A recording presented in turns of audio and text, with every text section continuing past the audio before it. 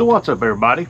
Today I'm doing something a little different, something I've been wanting to do for a while and I just hadn't got around to it, but I want to start a podcast, and the way I want it to kind of go is maybe once a week or once every 2 weeks, just sitting down and talking and sharing my journey, or what's going on in my life, or something that's been asked on my channel or on a forum. Just really just a little chit chat, and if you got a good name for it, I'd appreciate it if you'd drop it in the comments.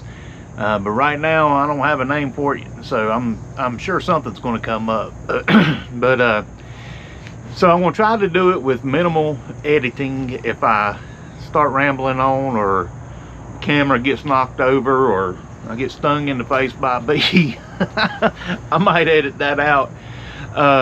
Truth is, I really want to chat more when I'm making recipes and stuff, but I'm concentrating so hard I can't think about a couple things at a time, and so I try to tell stories about my life while I'm mixing stuff up or whatever, but I haven't got that perfected yet. So this is going to be just a way of communicating and whatever. But let's go back in time for just a little bit.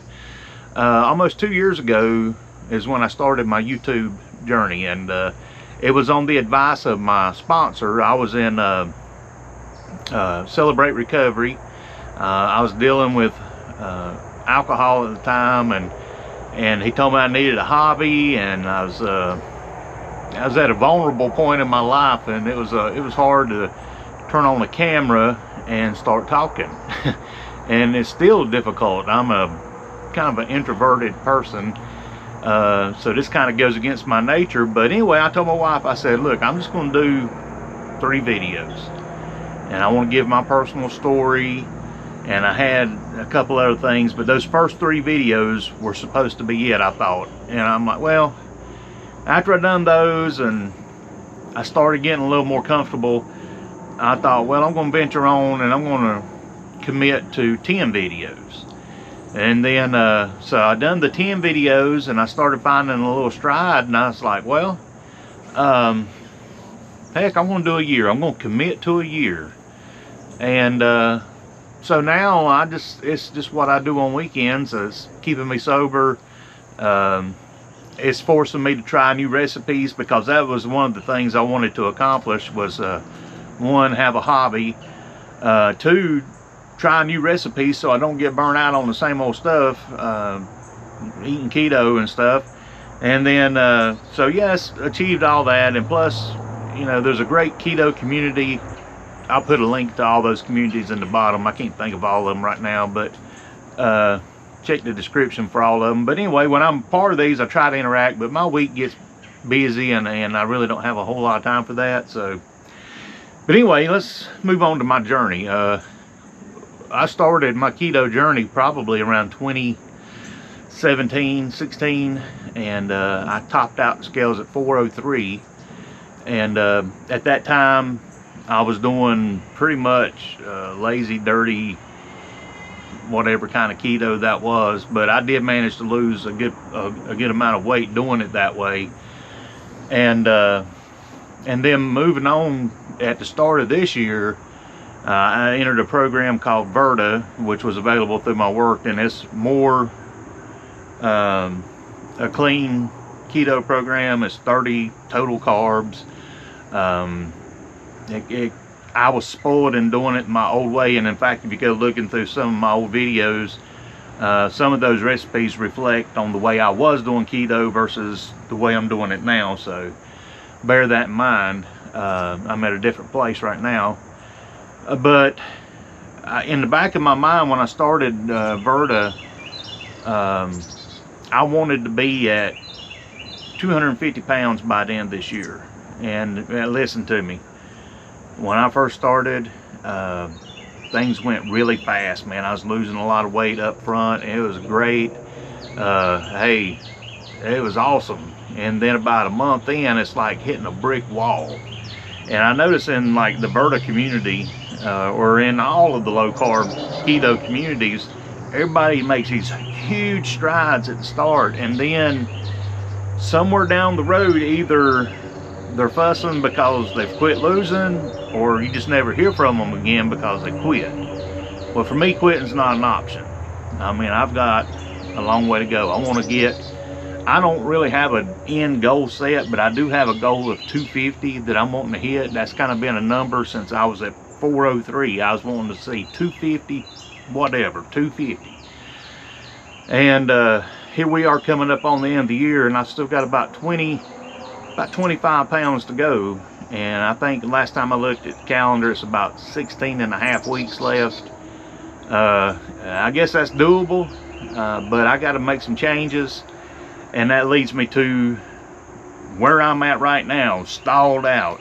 And I'm going to cover a couple things that can cause a stall, and then I'm going to follow my own advice, Lord willing, from here to the end of the year, and try to correct some of the things that I've been messing up on to get past this stall and hopefully get at least close to where I want to be by the end of the year.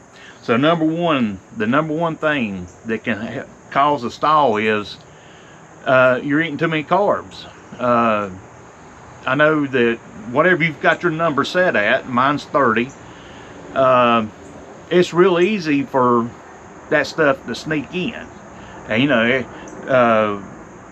when I first started, I logged everything that went in my mouth. Before I put it in my mouth, I had to put it in my Carb Manager app.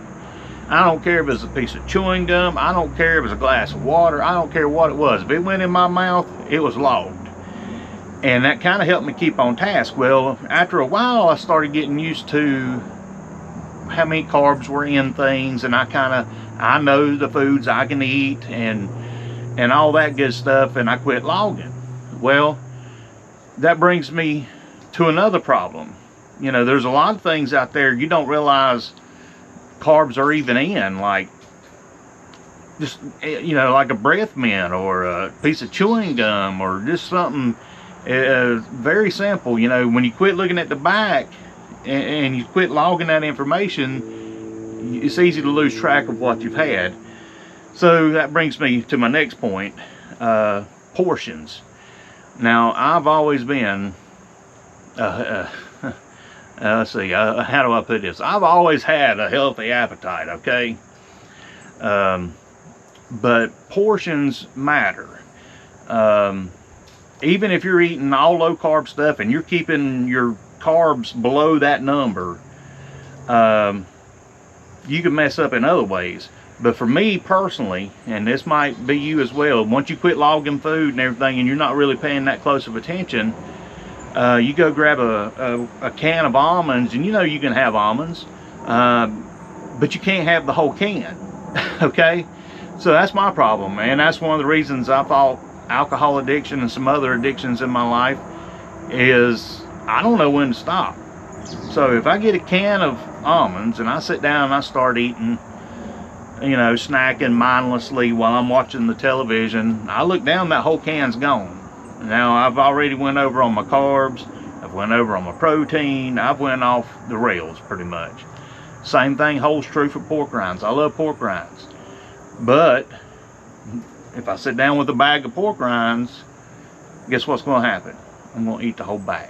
I might not eat it in one sitting, but I'll put it up for a minute and grab it again and then finish it off.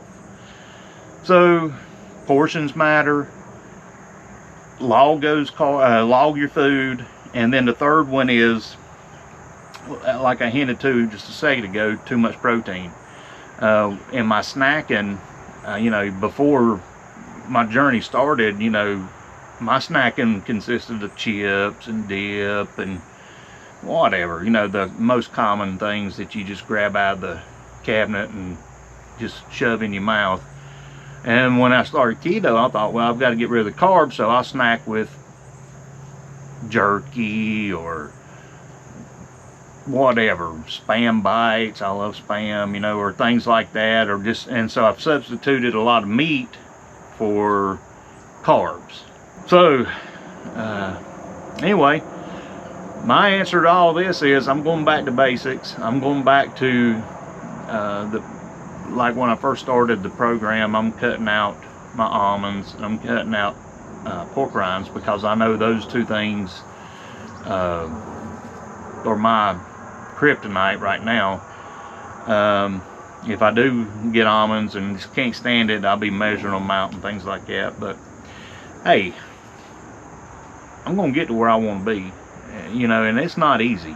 I mean, I see in communities, in Facebook and in Verda, people talking about how hard it is. I know. I remember the introductory stage and all that, and I'm getting ready to make myself go back through it. I've talked with my coach, and she seems to think that, that's a good route to take to kind of break out of the stall. But when you stay in a stall for more than a month or two, it's really a mental game after that, because everything in your body and your mind just says, man, you just might as well quit. You're not making any progress. It's real easy to stay motivated when you get on the scales, and you look and you see the numbers going down and you see your pants getting bigger and bigger and bigger. And I know my body is still losing inches, it's shrinking, but it's a mind thing. So anyway, I just wanted to, and also just so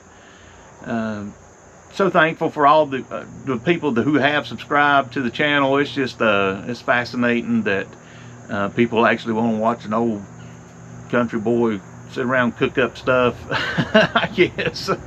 But it's good therapy for me, and I appreciate all of you. And man, and everybody leaves comments and things like that, and shoots me messages in the email and stuff. I appreciate all that. That's kind of an encouragement to me. So hey, I just want you to know that I'm rooting for you, and there's so many resources available to us about the programs that we're on, keto, or if it's Verda, or if you're just doing low carb. There's so many resources and recipes out there. There's no reason to be stuck or get tired of it or whatever, because stay tuned. I've got some interesting recipes coming up. I've been working on a liver mush recipe.